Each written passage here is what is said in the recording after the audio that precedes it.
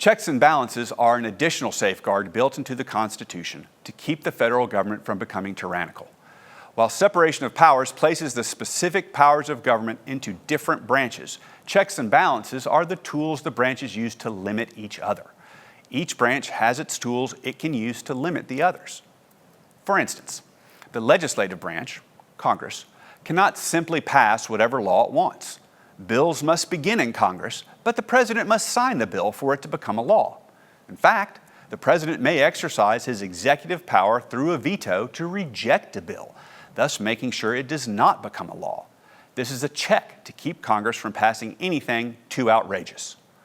However, if Congress feels very strongly about a law, and this has happened, Congress can override a veto with a 2/3 majority vote. A 2/3 majority vote is very hard to achieve, so such a bill must be of the utmost priority to the people.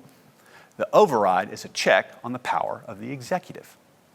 Now, should both the legislative and executive branches agree and a bill become law, there is still a check through the judicial power. While the courts cannot act independently in this regard, if the lawsuit, a challenge to a law, is brought forward, the judicial branch has the ability to review the law. This is an additional safeguard to the liberties of the people. The courts can strike down part of a law or the whole law, depending on the issue before them. Once a law is struck down, Congress may enact a new piece of legislation that addresses the issue but has a similar goal. Or Congress may start the process of amending the Constitution. Amending the Constitution is very difficult, requiring 3/4 of the states to agree. These are not checks to be taken lightly. There are other examples as well.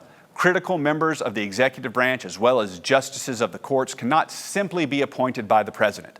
Those appointments must be approved by the Senate before they take effect. The president has a great deal of authority in foreign affairs, but treaties with other nations are treated as law and therefore must be approved by the Senate as well. Congress as a whole also has the power of impeachment. If a member of the executive branch or judicial branch violates the law to such a degree that they are becoming a harm to the nation, Congress can bring them up on charges, known as impeachment, and then try them on those charges. If found guilty, they can be removed from office. If it seems like most of the power resides in Congress, it does. As Congress represents the people, the legislative branch is the most powerful branch of government. It is in this branch where we, the people, have the strongest voice.